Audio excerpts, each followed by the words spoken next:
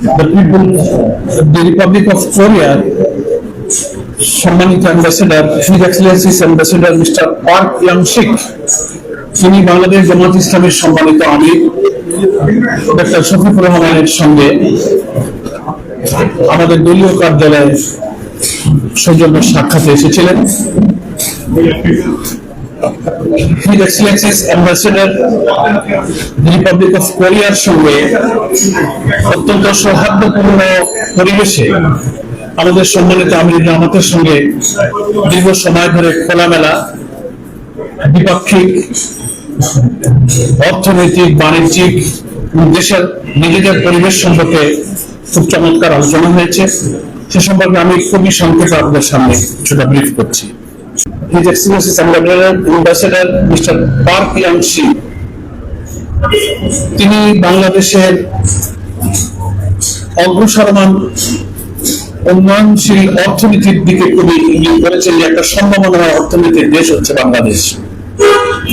তাহলে টেকসই অর্থনীতির জন্য, সাস্টেইনেবল ইকোনমির জন্য আমাদের অনেক কিছু করার সুযোগ, স্কোপ এবং সোর্স এখানে বিদ্যমান।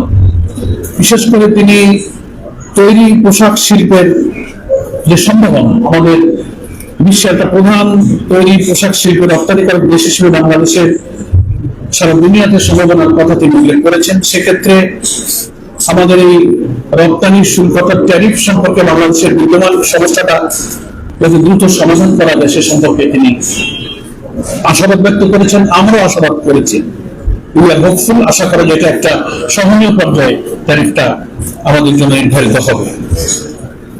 আমাদের আমির জামাত ডক্টর শফিকুর রহমান সাহেব বলেছেন যে আমাদের দেশটা ছোট কিন্তু বিপুল জনসংখ্যা, আমাদের অনেক সম্ভাবনাময় রিসোর্স, প্রাকৃতিক, সবুজ, বনভূমি, নদী নালা, সাগর সমৃদ্ধ মৌসুমী বায়ুর এই দেশে বিরাট সম্ভাবনা রয়েছে। আমরা যদি সৎ নেতৃত্ব এবং একটি সুষ্ঠু দেশ গঠনের জন্য আগামী নির্বাচনে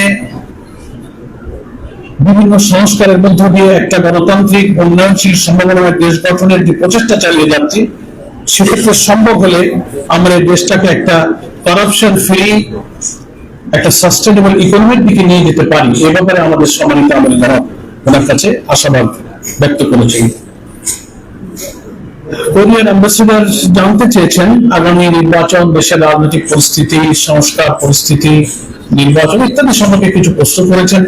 সে ব্যাপারে আমাদের সম্মানিত আমির জামাত বাংলাদেশের এসব বিষয়ে যে তথ্য সকলে আমরা যেটা জানি সেগুলো উনি অবহিত করেছেন যে আমরাও একটা গুরুত্বপূর্ণ মেজর ইস্যুতে সংস্কার করে একটা ঐক্যমত্য পর্যায়ে পৌঁছাবার জন্য সরকার যে সহযোগিতা করে যাচ্ছে, জামাতের প্রতিনিধি দল ঐক্যমত্য কমিশনের প্রতিদিন নিরপেক্ষভাবে সেখানে সময় দিচ্ছেন।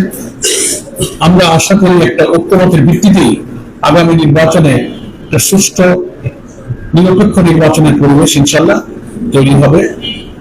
এবং আমাদের তরফ থেকে বলা হয়েছে, উনিও প্রশ্ন করেছিলেন নির্বাচনের দিনক্ষণ সম্পর্কে, নানান রকম খবর তো পত্র পত্রিকায় প্রকাশিত হচ্ছে, ফেব্রুয়ারির দিকে নির্বাচন হতে পারে। আমাদের আমির জামাত বলেছেন এই ধরনের প্রস্তাব রমজানের আগে নির্বাচনের এই প্রস্তাব আমাদের পক্ষ থেকেই আগে ছিল। তো সেই সব বিষয়গুলো খুব খোলামেলা আলোচনা হয়েছে। নির্বাচনের পিআর পদ্ধতি প্রয়োগের সম্ভাবনা নিয়ে আলোচনা হয়েছে। সেখানে আমাদের পক্ষ থেকে সম্মানিত অ্যাম্বাসেডরকে অবহিত করা হয়েছে বাংলাদেশের ভোটারদের বেশিরভাগ প্রতিনিধিত্বকারী যে সমস্ত রাজনৈতিক দল তারা পিআর পদ্ধতির পক্ষে। ফলে এটা যে কালো টাকা, পেশি শক্তি থেকে নির্বাচনকে রক্ষা করে, মনোনয়ন বাণিজ্য থেকে রক্ষা করে একটা কোয়ালিটি পার্লামেন্ট দিতে গেলে প্রত্যেকটি ভোটারের যথাযথ মূল্যায়ন করতে গেলে পিআর পদ্ধতি হচ্ছে একটি গুরুত্ব পদ্ধতি। এ সম্পর্কে আমাদের দৃষ্টিভঙ্গিটা তিনি সেখানে উল্লেখ করেছেন।